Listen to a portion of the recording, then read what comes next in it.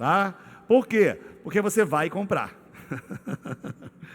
O seu supervisor vai pegar o livro e vai dar um cheque. Tem cheque hoje, Léo?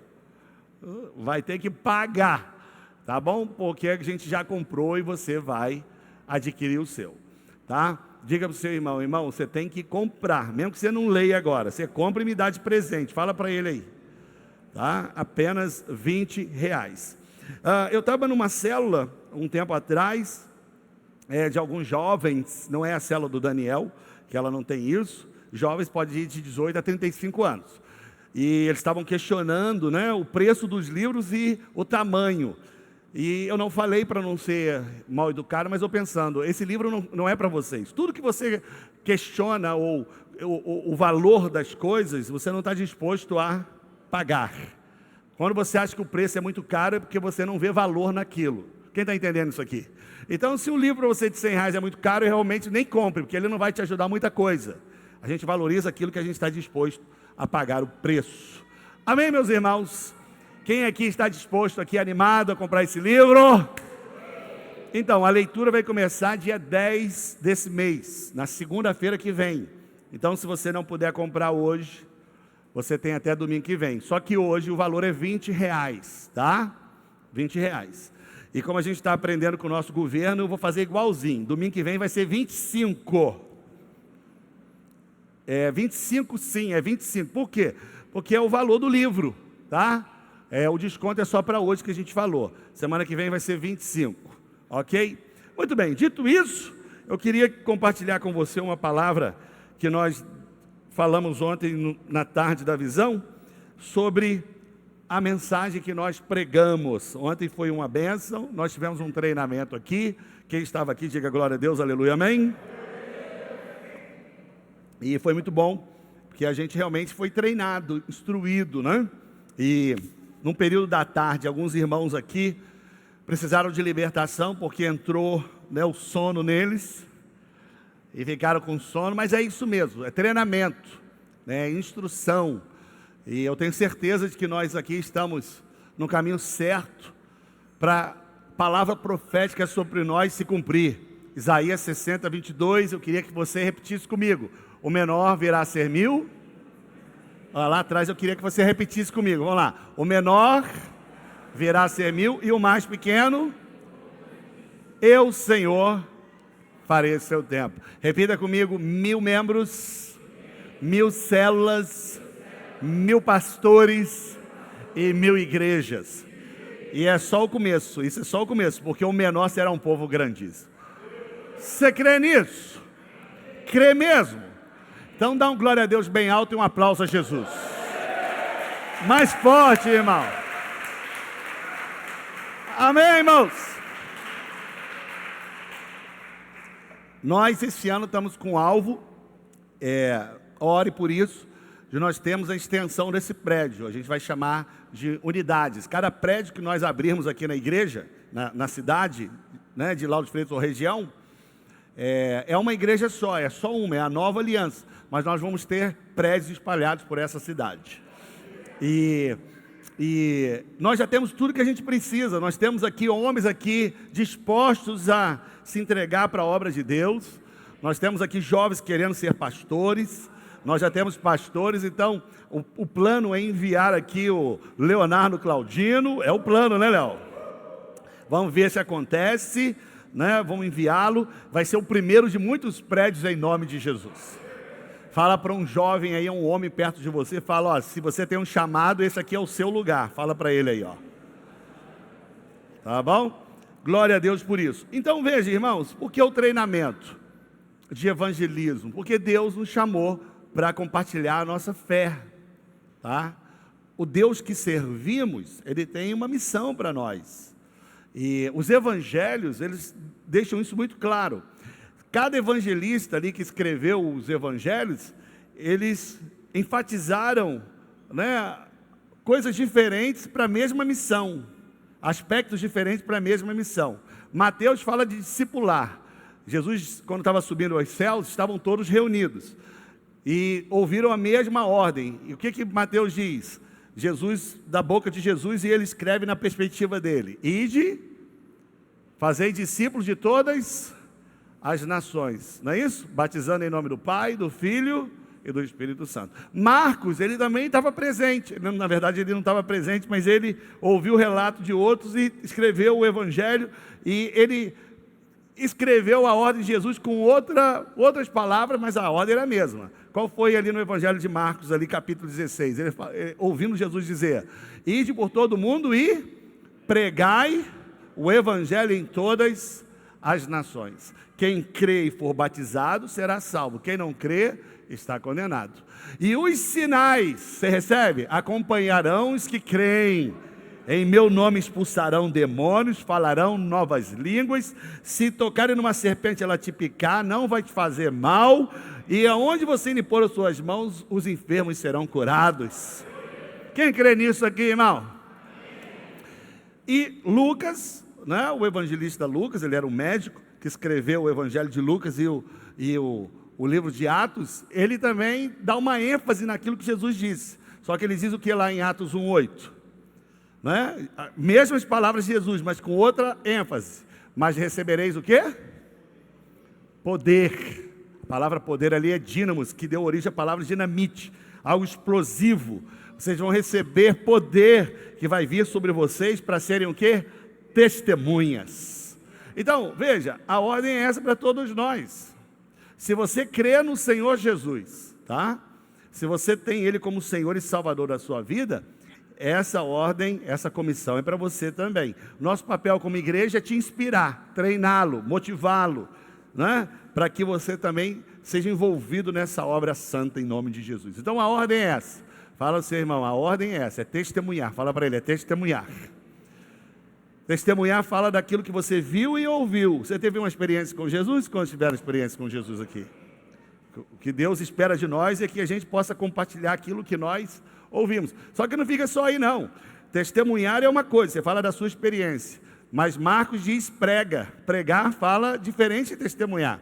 É que você anuncia o porquê você foi salvo. É a mensagem do Evangelho. E Lucas fala para fazer discípulo. Parece que está numa ordem ali, de uma sequência. Eu testemunho, as pessoas são fisgadas com o meu testemunho, eu falo do Evangelho, elas aceitam, agora eu vou treiná-las agora para elas reproduzirem o processo. Eu vou discipular. Então repita comigo, eu testemunho, eu prego, quando a pessoa aceita, eu vou e treino. Agora, como eu estava falando ontem, as pessoas têm muito receio quando a gente fala a ideia de evangelismo. Quando vem evangelismo na mente da maioria das pessoas, ela fica tensa, ela fica preocupada, né? E de imediato vem algumas coisas na mente dela. Eu notei aqui. Tem gente que quando fala evangelismo, ela não fica confortável, por quê? Ela tem vergonha, né? Ela talvez, quando alguém fala, você precisa ser um evangelista, testemunhar, ela fica desconfortável porque ela não sabe na mente dela falar de Cristo. Tem gente que acredita que evangelizar, testemunhar é pregar a Bíblia. Aí você chega à conclusão, eu não sei nem o que eu vou falar da Bíblia, como é que eu vou evangelizar? Essas são coisas que a gente cria na nossa mente. Tem gente, sobretudo os adolescentes, que acreditam que vão debochar de você, né? Outros acreditam que vão ser rejeitados. Tem gente que pensa o seguinte, eu vou pregar para alguém, vou falar da minha fé, elas vão me questionar, eu não vou saber responder. Eu não tenho, argumento. E tem outros que vão falar o seguinte, eu não prego porque eu tenho medo que a pessoa não vai crer e eu vou ficar sem graça. Tudo isso aqui é possível acontecer? É possível. Mas algumas coisas dessas aqui, questões que vêm na nossa mente, são às vezes modelos que a gente cria errado na nossa mente sobre evangelismo. Alguns paradigmas, que é um modelo, que é um mito na verdade. Muito do que as igrejas têm a ideia de evangelismo, é um mito. O que é um mito? É uma coisa falsa. Então eu coloquei alguns mitos aqui, de pessoas que têm a ideia dela equivocada sobre o que é evangelizar. Botei alguns aqui. E eu botei um mito, que é uma coisa falsa, e eu vou falar qual é a realidade. Olha, para alguns aqui, que é um grande mito, evangelismo é para alcançar desconhecidos. Claro que você pode alcançar pessoas que você não conhece. Mas evangelismo não é só para alcançar desconhecidos. Na verdade, Isso é um mito. A realidade, sabe qual é? A maioria das pessoas, a grande maioria, é alcançada por meio de relacionamentos próximos. Há uma pesquisa que fizeram alguns anos atrás, que até hoje ela vale, que um percentual altíssimo de pessoas ganha por meio de relacionamentos próximos. É um amigo, é um familiar. Então, tem gente que pensa o seguinte: olha, eu não vou nunca pregar para um desconhecido. Isso é verdade. A maioria prega para alguém que ela já conhece. Outro mito aqui que eu coloquei é que é uma coisa mentirosa, falsa, é que a maioria das pessoas aqui é um mito. Acredita que para ser alcançada, ela precisa de crentes experientes e profissionais. Ou seja, só alguém muito experiente, que tenha muita habilidade de persuasão, é que tem sucesso em evangelizar. Isso é um mito. Diga ao seu irmão, isso é um grande mito, é falso. A verdade, irmãos, é que a maioria das pessoas é alcançada por cristãos comuns. Gente que não é tão experiente assim, e nem muito menos profissional. É gente que compartilha de maneira espontânea a sua fé. Pergunta para o seu irmão, eu vou fazer essa pergunta na célula. Fala para ele, como é que você foi alcançado? Por meio de um profissional ou por alguém muito comum? Pergunta para ele, o que ele disse? Outro mito aqui, que as pessoas têm, que aqui é um mito que a gente cria, uma coisa falsa, um modelo, que impede muita gente de evangelizar, de compartilhar a sua fé, é a ideia de que conversão é algo imediato, instantâneo. Até a criança concordou. Não é. Então, criança que está lá atrás, irmãos, é isso mesmo, é só pegar e levar para passear, tá? Então, isso é um grande mito, porque às vezes você fala da sua fé para uma pessoa e você espera que ela tenha uma resposta imediata. Por que é um mito? Porque a realidade é que a maioria das pessoas, ok? Ela se converte por meio de um processo. Repita comigo, por meio de um processo. Olha, o ato da conversão é um só, tá? A pessoa nasceu de novo uma vez só. Não existe assim, eu vou nascendo de novo. Não existe aquela ideia de que você supostamente se converteu, roubava 10 galinhas e agora você rouba 5 e fala, não, é porque eu estou me convertendo. Não existe isso. Existe, ou você nasceu de novo ou não nasceu de novo. Agora, o evangelismo, que é o processo para a pessoa ter uma experiência com Cristo, é um processo.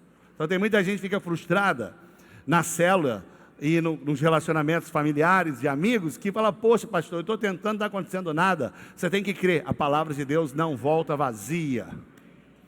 Amém? É um grande mito. Outro mito aqui que eu coloquei é que as pessoas acreditam que para evangelizar você precisa saber as palavras corretas. Você tem medo, né, de usar uma palavra fora do eixo, né, de não acertar. Isso é um mito. A verdade, irmãos, é que o evangelismo eficaz, ele é mais espontâneo, por palavras e ações. Quanto mais espontâneo, mais verdadeiro, mais sucesso. É porque você vai contar da sua experiência. Se você tem uma experiência genuína, isso vai tocar no coração de outras pessoas. Amém? Então veja bem, irmãos, dito isso, né, esse final de semana e a mensagem de hoje é para te incentivar a continuar ou começar a compartilhar aquilo que Deus fez na sua vida. Nós estamos debaixo desse projeto para o ano todo, tá? Vamos repetir? Eu, mais um, igual a Cristo. Significa que eu sou um cristão, nascido de novo, eu estou orando, estou sendo treinado para compartilhar com uma pessoa, eu já devo ter feito isso, eu já estou fazendo, mas compartilhar com uma pessoa a minha fé, seguindo as orientações de Jesus de pregar o evangelho para ela, para que ela aceite e se torne como eu, mais um cristão.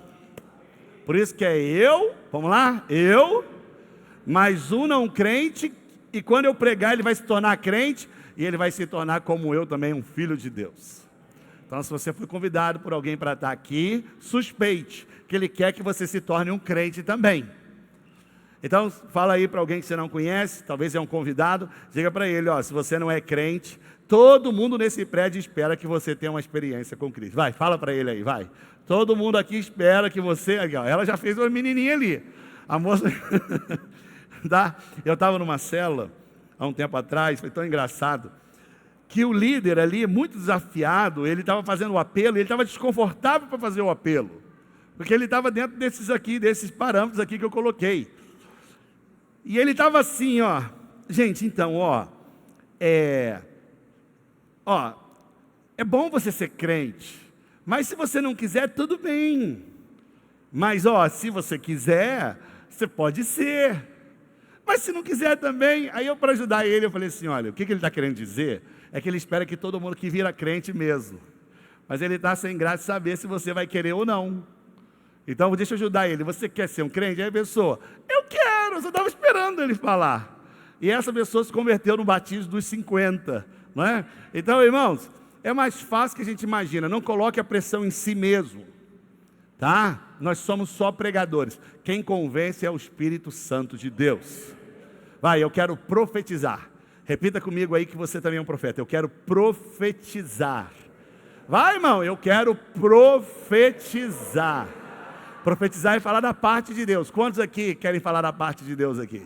Então diga, eu quero profetizar que este ano vamos ter uma grande colheita de almas para Jesus. Você crê? Então, eu quero hoje falar um pouco sobre o conteúdo da nossa pregação. Qual é a mensagem que pregamos?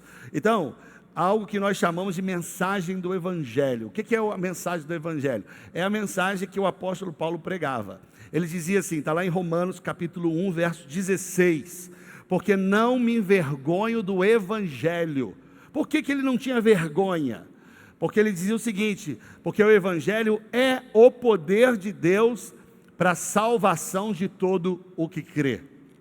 Então, por que nós não podemos se envergonhar do Evangelho? Porque Paulo usa o artigo definido. Ele diz, não diz não existe outro. A única mensagem que faz com que a pessoa herde, tenha a salvação eterna, é o Evangelho. Amém, irmão? Então, olha para mim, milagres não salvam. Pode ser um grande chamariz, mas não salvam. Tá? Fazer a obra de Deus não salva.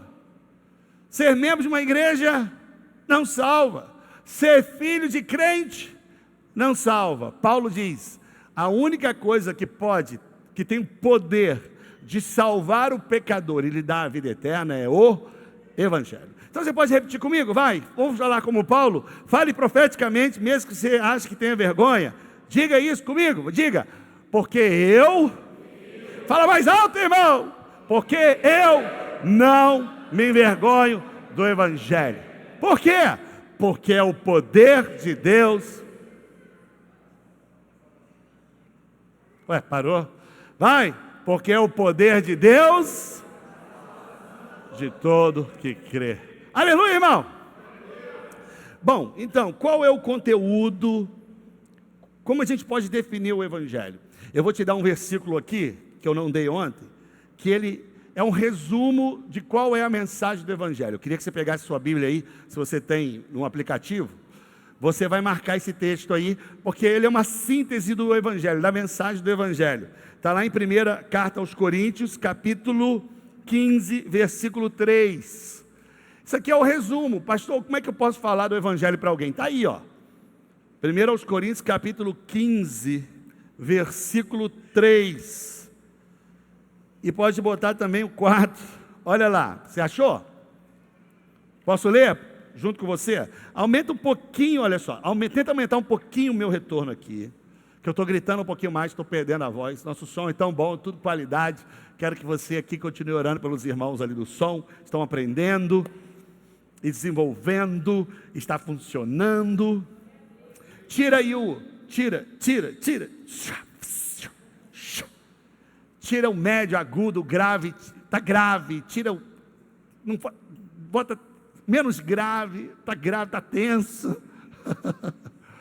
É isso. Ó, irmão, você tem que ajudar o pregador enquanto eu estou aqui. Ajuda. Vai ficar aí assim. Entendeu? Tem igual os irmãos aqui que estão me irritando profundamente. Senta aqui nas cadeiras, pensando que você está no cinema, irmão. Você está no culto, irmão. Vai, irmão, enquanto ele está melhorando esse negócio aqui.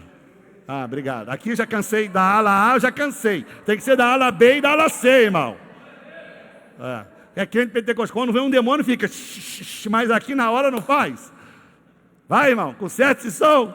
Cadê o crente da ala C, irmão? Da ala C, irmão. Gente, eu não tô... Eu vou falar bem baixinho agora. Você vai ficar funcionando esse negócio também. Olha o que o texto aqui diz em 1 Coríntios, capítulo 3, versículo... capítulo 15. Ó, vou ler com vocês. Isso aqui é um resumo. Olha lá. Antes de tudo, vos entreguei o que também recebi. Olha aí a mensagem. Essa aqui é o conteúdo do Evangelho, da boa notícia. Que Cristo morreu pelos nossos pecados. 1. 2. Que foi sepultado. 3. Que ressuscitou ao terceiro dia, segundo as Escrituras. Então aqui está o resumo que você pode falar para as pessoas. O que é esse negócio de ser crente? De ser salvo? Está aqui. Olha, a mensagem é essa. Cristo morreu pelos nossos pecados. Então, o mínimo, a pessoa tem que entender de que ela está inserida nessa mensagem. Para que ela seja salva, ela precisa reconhecer que ela está o quê, gente? Perdida. Por que eu vou ser salvo de algo que eu acho que eu não estou? Tá? Então, a nossa igreja, ela tem muitas pessoas aqui que frequentaram mais, que se dizem homossexuais, homoafetivas, né? E de volta e meia aparece na cela alguém assim. Um desses casos me procurou e falou assim: pastor, eu me senti muito bem na igreja, eu gostei muito do Senhor. E como o senhor já percebeu, eu sou homossexual. Eu já tinha percebido, eu e a pessoa que convidou, mas eu não ia falar nunca. Aí, quando eu disse, eu já percebeu, eu sou homossexual. Eu fiz assim, eu não. E aí eu quero saber, pastor, se o senhor me aceita na sua igreja. E eu disse para ele, falei, olha, na igreja é um lugar de pecadores, é como se fosse um mendigo com as mãos abertas, sem oferecer nada, recebendo o presente da mão do rei. É pessoas que, como Jesus disse, a igreja é um hospital. Elas reconhecem que estão doentes espiritualmente. Você reconhece que é um pecador? Aí ele, o que o senhor quer dizer com isso? Eu falei, você reconhece que você precisa de um Salvador e reconhece que você precisa confessar os seus erros diante dele? Aí ele diz assim, se você acha, pastor, de que eu acho que ser homossexual é errado, eu não vejo problema nenhum. Eu falei, olha, então, você pode frequentar a igreja, mas o céu é para pecadores que reconhecem que são devedores de Deus e precisam de um Salvador. Quantos estão entendendo isso aqui? Então, enquanto a pessoa não acha que é um pecador, a graça não se manifesta na vida dela. Quem está entendendo isso aqui? Porque graça é um presente, é um favor imerecido. Se eu acho que eu mereço, então ela não se manifesta na minha vida. Como estão entendendo isso aqui? Então Cristo morreu pelos nossos pecados, Ele foi sepultado 3 dias, mas Ele ressuscitou e está vivo. Então olha, qual é o conteúdo aqui dessa mensagem? Vamos lá, vamos lembrar o que eu falei ontem. Como a gente pode colocar aqui de maneira mais fácil, didaticamente, qual é o conteúdo da nossa mensagem? O que eu falei ontem? A gente falou pelo menos 5 pontos aqui. Primeiro o que deve estar no conteúdo da pregação é que as pessoas precisam saber que o homem não pode salvar a si mesmo. Esse é o primeiro ponto. Você pode repetir comigo? O homem, quando eu digo homem aqui, eu estou falando a raça humana, o ser humano, tá? O homem, vamos repetir?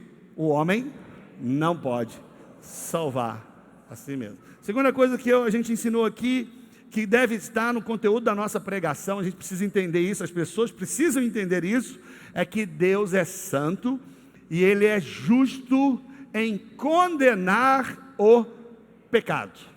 Então vamos lá, Deus é o que, gente? Santo. E Ele é também justo. E Ele é justo em condenar o... Por que Ele é justo? Porque Ele precisa fazer justiça. Preste atenção.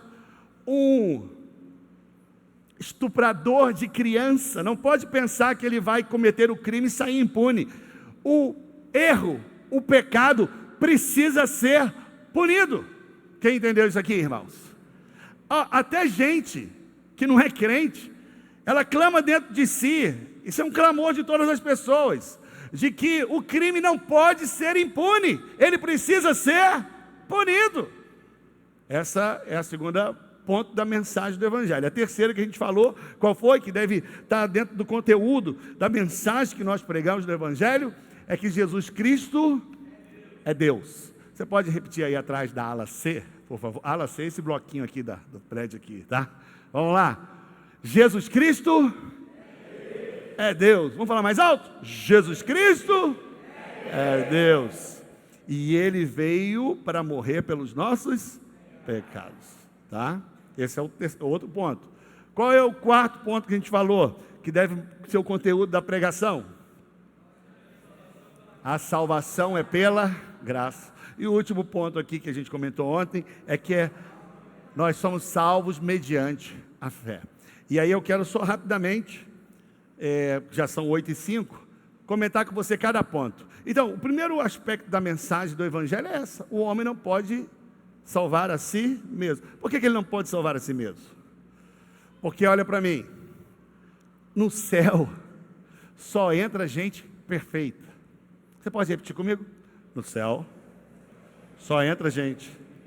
Ou você é perfeito, moralmente falando, a vida toda, ou arruma alguém que te perfeito, te coloca lá.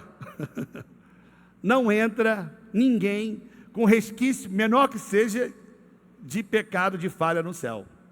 Porque no céu, a exigência é o padrão de Deus, perfeição. Jesus disse em Mateus 5,48, ele diz o seguinte: sede, pois, perfeitos, como é perfeito o vosso Pai que está nos céus. Então olha para mim, você acha que o Espírito Santo mora em você por quê? Porque você foi declarado perfeito, aperfeiçoado, né? Quem que te aperfeiçoou? Foi Cristo. Então quando a Bíblia fala que nós somos justificados, é outra forma de dizer que nós fomos o quê? Aperfeiçoados aos olhos de Deus. Porque Deus não habita onde tem pecado. Por que Deus está no nosso meio? Que nós fomos justificados pela fé. Olha para mim, preste atenção. Da mesma forma que você é justo hoje, é a mesma medida que você vai ser justo no céu. No céu você vai ser exatamente como você é agora, justo diante de Deus. O que vai mudar é que nosso corpo vai ser glorificado. Mas Deus olha assim, quando chegar no céu você vai ser melhorado. Não vai, você já é justiça de Deus em Cristo Jesus. Então olha, a Bíblia diz: todos os homens pecaram e estão afastados da glória. Quem afastou foi o pecado, tá? Isaías 59 diz assim, que os nossos pecados fazem separação entre nós e o nosso Deus. Faz separação. Então por que Deus está no nosso meio, está dentro de nós, está em nós e no meio da igreja? Porque o pecado que fazia separação, Jesus fez a mediação e pagou a dívida, de maneira que agora, por Ele ser o nosso intermediador, Deus está no nosso meio. Diga para 3 pessoas aí: você é a habitação do Santo, do Santíssimo, do próprio Deus. Agora olha para mim aqui. Deixa eu explicar para você uma coisa importante, tá? Jesus, eu falei isso ontem. Jesus, ele disse assim para Nicodemos: Nicodemos, você precisa nascer de novo. Nascer de novo é o seguinte, ele disse para Nicodemos: você só vai ver o reino de Deus, ou ser salvo, se você nascer de novo. O que Jesus estava dizendo para Nicodemos é que o primeiro nascimento não é suficiente para te fazer ter a vida eterna. O primeiro nascimento é que a gente tem o que? A natureza adâmica, do pecado. Então olha para mim, ser da igreja e ser crente não é um melhoramento de vida, é uma transformação de vida. Eu gosto da ilustração de um porquinho. Gosto dessa ilustração. Vamos supor, estou falando porquinho, mas podia ser cachorro. Tem gente que tem um cachorro como da família, até que ele te morda, né? Ou tem um gatinho, mas eu vou falar porquinho. Vou imaginar que eu tenho um porquinho, que eu gostei do porquinho, vou chamar ele de Baby. E aí eu pego o porquinho, E eu trago ele para minha família, agora ele é o meu filho. Eu cuido do porquinho, dou banho no porquinho, eu passo talco no porquinho, eu visto o porquinho, eu ensino o porquinho a andar com 2 pernas e dou a mãozinha nele, ele vem com o culto comigo, hein?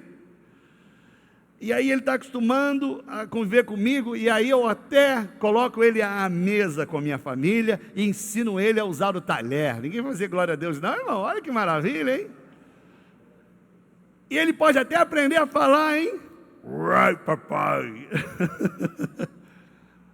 Então, ele parece que agora ele está virando gente, né? Mas aí um dia, chovendo, eu andando com o baby, pensando que ele já está parecido com gente, e aí, chovendo, ele vê uma laminha, o baby, e ele sai correndo, não ligando que ele está perfumado, cheiroso, vestido, ele vai na lama e faz o que na lama, gente? Se lambuza na lama. Por que, baby, você foi para a lama? Porque ele fez aquilo que a natureza dele inclinou para fazer. Porco gosta de lama, entende? Mas aí, pastor, o que acontece com o baby? Tem jeito? Só se acontecesse um milagre. Baby morresse porco e nascesse gente. Só se acontecesse um milagre. E foi justamente o que aconteceu conosco. Nós tínhamos uma natureza pecaminosa. Eu jamais te chamaria de porco, viu? Mas é como se fosse um suíno. Nós tínhamos uma natureza. A Bíblia diz que quando cremos em Cristo, a obra de Cristo tem 2 implicações. Ele nos substituiu, a morte era nossa, ele morreu em nosso lugar. Só que existe outro aspecto da morte de Cristo, foi a inclusão. Ele morreu, a minha natureza adâmica pecaminosa morreu com ele também. Ele foi sepultado, o antigo Júnior, o baby, o porquinho, morreu com ele. E agora ele ressuscitou, e aquele que era o baby, o porquinho, nasceu gente, nasceu outra pessoa. Então olha para mim, nascer de novo é de fato você ser transformado. Paulo traduz isso dizendo o seguinte: quando a gente nasce de novo, quando a gente crê, ele nos tira do império das trevas e nos transporta para o reino do seu Filho, da sua maravilhosa luz. É uma transformação de vida completa. Então, quando a gente fala que o homem é pecador, as pessoas, elas acreditam realmente, talvez tenha alguém aqui assim, que acha que os seus pecados, eles não são suficientemente graves para te levar para o inferno. O problema é que a questão não é o erro em si, é contra quem você peca, porque o pecado não é o que você faz, às vezes é o que você deixou de fazer, e às vezes não é o que você faz, é a sua natureza, nós somos pecadores. Então, eu gosto dessa ilustração aqui, que aconteceu comigo. Eu estava num jantar de família, fui convidado para comer um baby beef, do porquinho baby, um baby beef, e era uma festa de família, e eu estava no meio, numa mesa tão bonita. Tinha um dos membros da família que estava tomando uma cervejinha, e ele já estava meio alto, você sabe, né? Meio embriagado, e aí começaram as farpas de conversa, e eu no meio pensando, isso não vai dar certo. E aí eu aproveitei e comi rápido, porque eu sabia que ia sobrar para mim, e começaram uma discussão teológica. Os membros da família que me convidaram, que era crente, dizendo: pastor aí, bebendo na festa, né? E está frequentando a igreja. Aí o outro começou: vocês estão dizendo agora que são melhores do que eu? Só porque eu tomo uma cervejinha eu vou para o inferno e vocês Coca-Cola vão para o céu? E começou a discussão teológica. E eu comendo um baby beef no meio pensando, vai sobrar para mim. E sobrou, no meio da conversa. Alguém disse assim: e aí, pastor, o que o senhor tem a dizer sobre isso? Aí eu aproveitei para pegar uma Coca-Cola. E aí, como alguns me conhecem aqui, eu sou bom aqui para dar uma disfarçada, uma boa somebody love. Fiz uma gracinha, mudei de assunto e o assunto morreu. Aí eu, graças a Deus, Jesus, obrigado por esse livramento.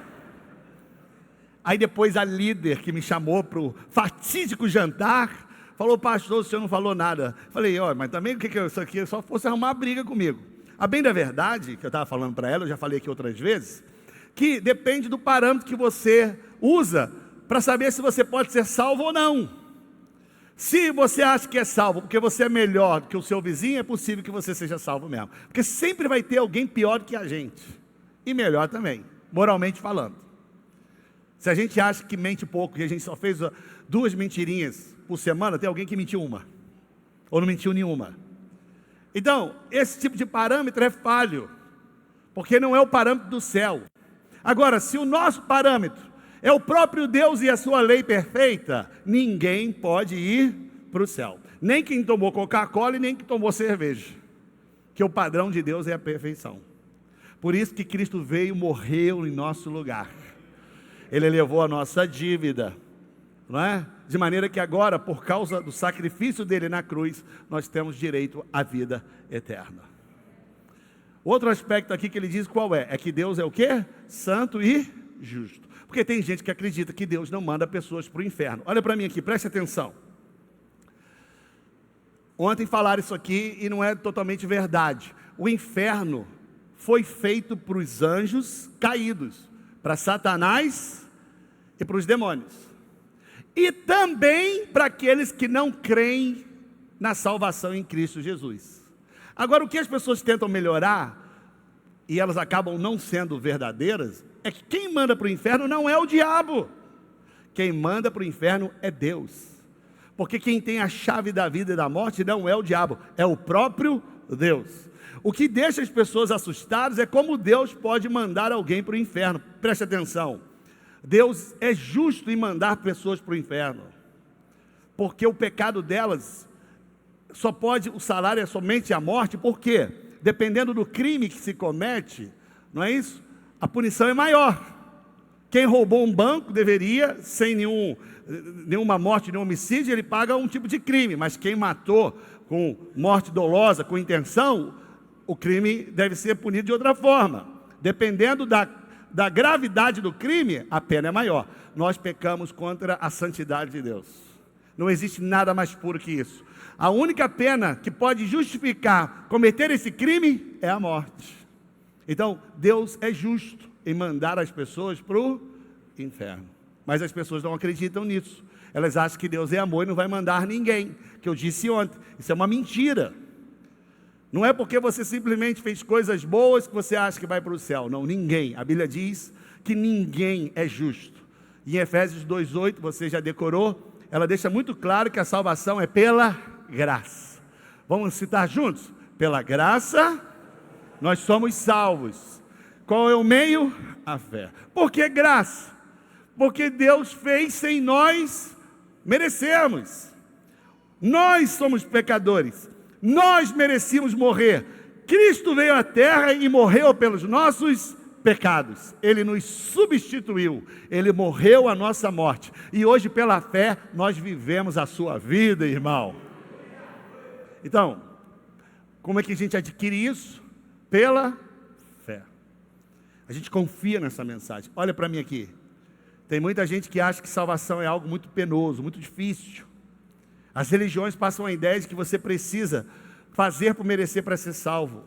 É impossível você ser salvo com as suas obras. Porque ninguém pode ser salvo debaixo do padrão de Deus. Você adquire a salvação pela fé. Fé em quê? Nessa mensagem de que Jesus, você sabe que ele morreu na cruz. Mas o que você precisa saber é que ele morreu em seu lugar. A morte era minha. E eu não sei se você já teve essa experiência. Eu tive com 15 anos. Quando eu entendi de que Cristo morreu em meu lugar, eu sou esse pecador, isso me deu um senso, uma comoção. Eu era só um adolescente, mas eu entendi. A morte era minha, mas ele levou a morte. E ele ressuscitou por causa de mim. Eu senti uma alegria indescritível. O Espírito Santo fez isso em mim e fez em muita gente aqui também.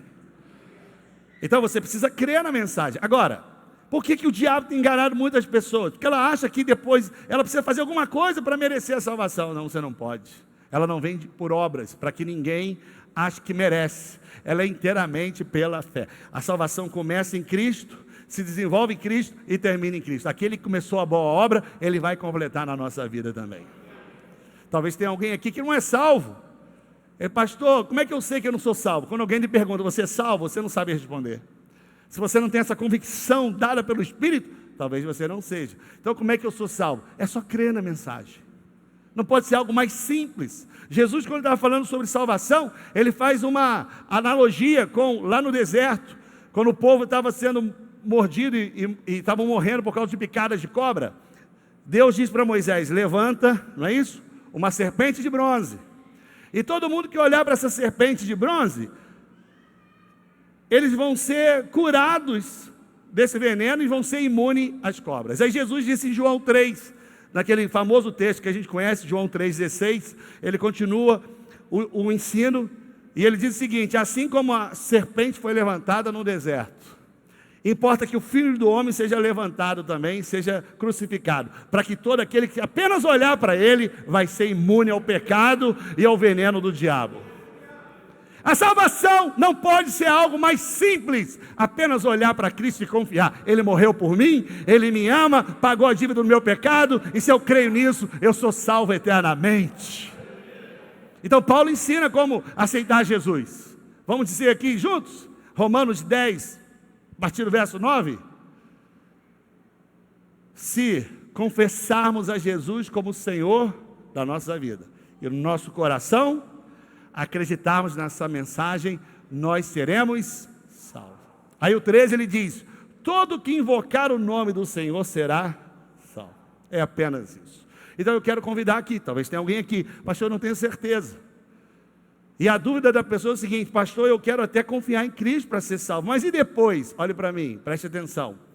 A palavra de Deus diz que da mesma forma que você entregou sua vida para Jesus e se tornou filho, que foi pela graça mediante a fé, você tem que confiar que esse Deus que te salvou, Ele vai cuidar de você agora por toda a eternidade. Então olha para mim, é um grande mistério isso. Na verdade você acha que escolheu Jesus quando você se converteu, mas a Bíblia diz que foi Ele que nos escolheu. Antes da fundação do mundo, nós já somos eleitos. Talvez nessa noite aqui nós tenha alguém entre nós aqui que é um escolhido de Deus.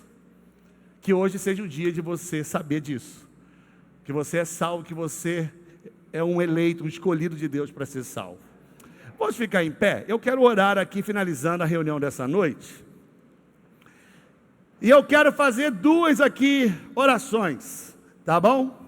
A primeira oração eu quero fazer para alguém que está aqui nesse prédio, nessa reunião, que falou: pastor, eu não sei se eu sou crente, eu não frequento igreja, ou talvez eu tenha frequentado, mas eu não tenho certeza se eu sou salvo. Porque se você não tem certeza, talvez você não seja, porque a Bíblia diz que quem dá a certeza de que eu tenho a vida eterna é o Espírito Santo. A Bíblia diz que Ele testifica no nosso coração de que nós somos filhos. Talvez você não saiba porque você é filho, mas você sabe que é, porque o Espírito Santo te dá essa certeza. Eu tive numa reunião há alguns meses atrás em outra igreja, e foi muito frustrante. O pastor ficou muito desconcertado. Era uma reunião de líderes, e tinha umas 30 pessoas. Aí ele pediu que eu compartilhasse sobre a salvação. Aí eu disse para ele antes: olha, então você quer que eu compartilhe o que eu acredito? Pode compartilhar. Falei sobre a salvação, e eu disse de que quando a pessoa tem dúvida de que ela é salva, ela não sabe se ela é salva, talvez ela não seja porque ela está confiando no seu bom comportamento para ser salvo. Tipo assim, se eu andar certo, eu vou para o céu, mas se eu andar errado no meu critério, eu não vou. Então, na verdade, você não crê completamente se você é salvo. E Jesus disse: a partir do momento que você nasceu de novo, você se torna filho de Deus, ovelha do aprisco de Jesus. E o que Jesus ensina? As minhas ovelhas ouvirão. Essas pessoas não ouvem a voz de Jesus, elas confiam mais em si do que na palavra de Jesus. Aí eu compartilhei a palavra e eu perguntei quem ali tinha certeza absoluta de que era salvo. Ninguém tinha. E aí um deles aqui, representando o grupo, falou assim: mas quem pode ter certeza? Aí eu pude compartilhar com eles de que o Filho de Deus, por meio do Espírito Santo, tem essa convicção. Então eu vou perguntar aqui, você dá um glória a Deus. Quantos sabem realmente que são salvos eternamente? Dê um glória a Deus aí, irmão. É um testificar do Espírito, é uma certeza absoluta. Eu não sei como vai ser da minha vida amanhã, eu não sei se eu vou acertar, se eu vou errar em muitas coisas da minha vida, eu não sei se vai dar certo ou errado, mas uma coisa eu sei: eu estou completamente certo de que eu sou salvo e salvo eternamente.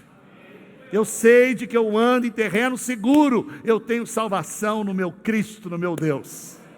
Então talvez aqui não tenha, Pastor, como é que eu posso ter essa certeza? O Espírito Santo vai lhe dar ela. O primeiro passo é esse, é você admitir. Por isso que ele diz assim, a salvação precisa ser percebida. A boca fala, o coração está cheio. Por isso que para a salvação você precisa confessar. Eu creio e eu digo. Quantos entenderam isso? Eu creio e eu confesso. Crer em quê? Crer que Cristo morreu pelos meus pecados, Ele foi sepultado, Ele ressuscitou e eu ressuscitei com Ele pela fé. Então, eu vou fazer uma oração, toda a igreja vai fazer comigo. E talvez você, que não tem convicção de que é salvo, a partir dessa oração você pode ter essa certeza. Você pode fechar os olhos? Então você vai repetir comigo, todo mundo vai dizer assim: Senhor Jesus, eu creio de todo o meu coração de que o Senhor veio à terra para morrer na cruz do Calvário em meu lugar. Eu sou aquele pecador que o Senhor morreu na cruz.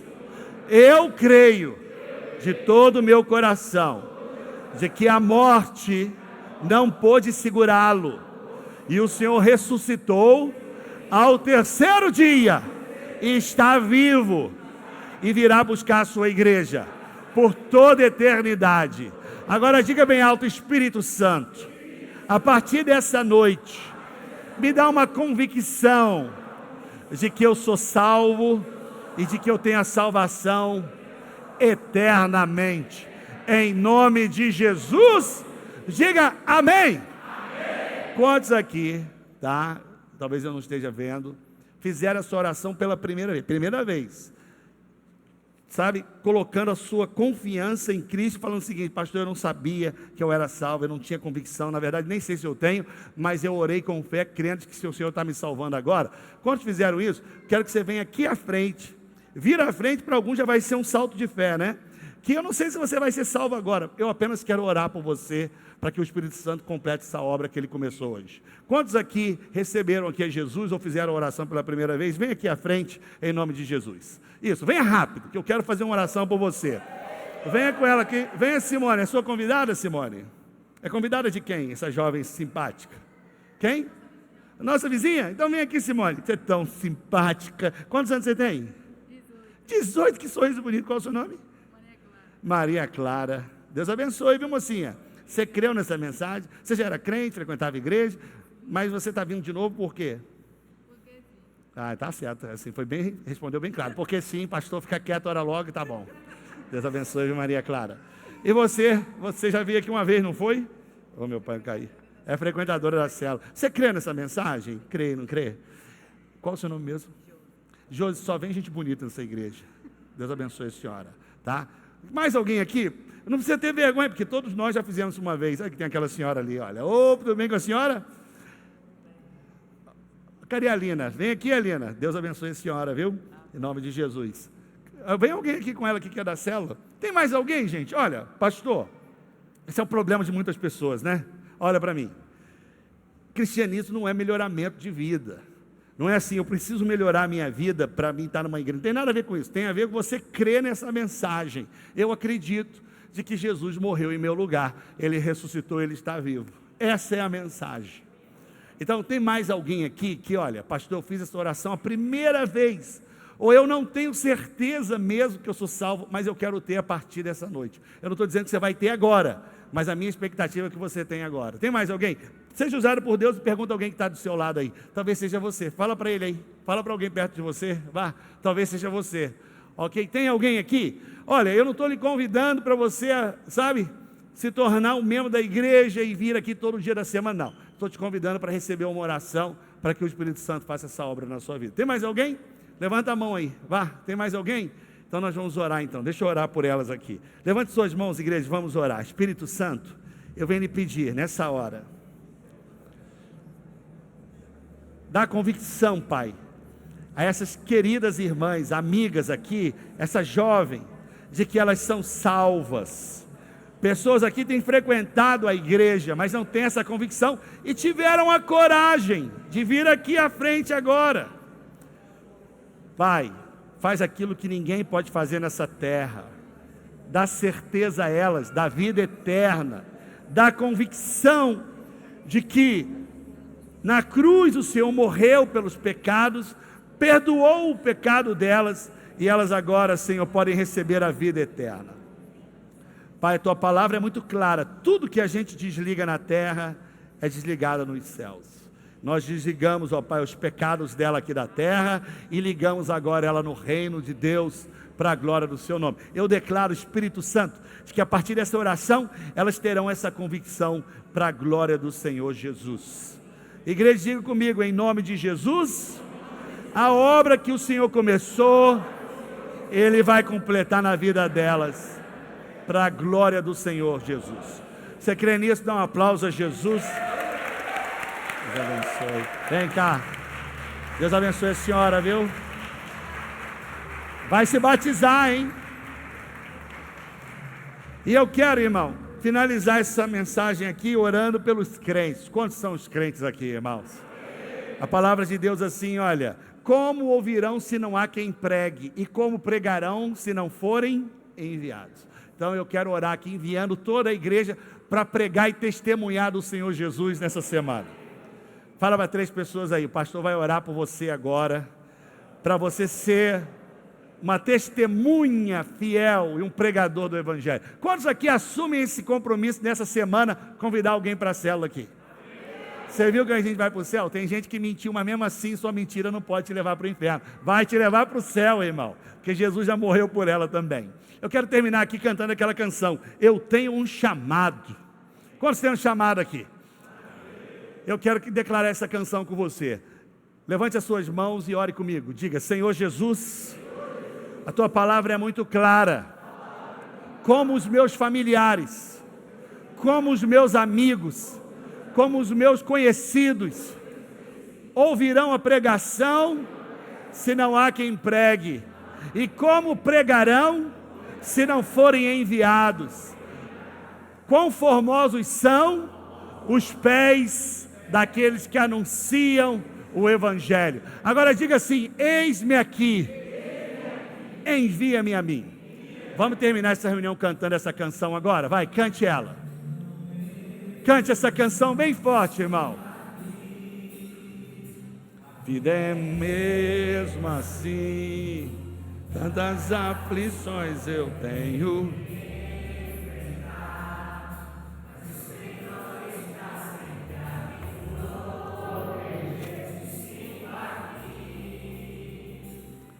Quando o vento sopra contra mim, me abater, me enviou. Tenho um chamado, jamais vou me calar.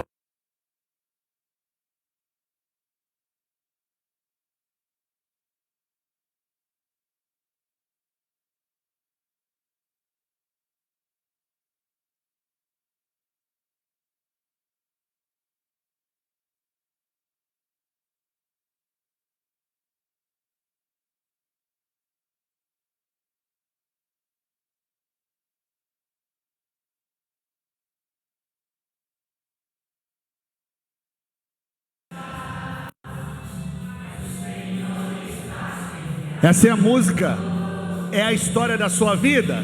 Então levante a sua mão e canta, vai, declare. Quando o vento sopra contra mim, vai, você crê nisso? Então não canta não, profetiza do fundo da sua alma. Eu tenho um chamado, jamais vou me calar. Eu tenho um chamado, o Evangelho anuncia. Fui eu. No ventre da minha mãe eu sei que Deus não abre mão de mim. Há muito pra fazer, não há mais tempo pra. Senhor, eu quero declarar que nós somos grandemente abençoados, altamente favorecidos e profundamente amados, e temos todas as ferramentas para ganhar Lauro de Freitas, a Bahia e o Brasil e as nações para o Senhor. Os que creem, dão uma linda salva de palmas e se expresse dando glória a Deus. Saia do prédio cumprimentando o máximo possível de irmãos e diga para ele: nós temos um chamado e nós vamos ganhar essa nação para o Senhor Jesus, amém? Diga para 3 pessoas aí: eu vivo uma nova aliança. Continue vivendo você também. Beijo no coração, Deus abençoe. Até domingo que vem, querendo Deus.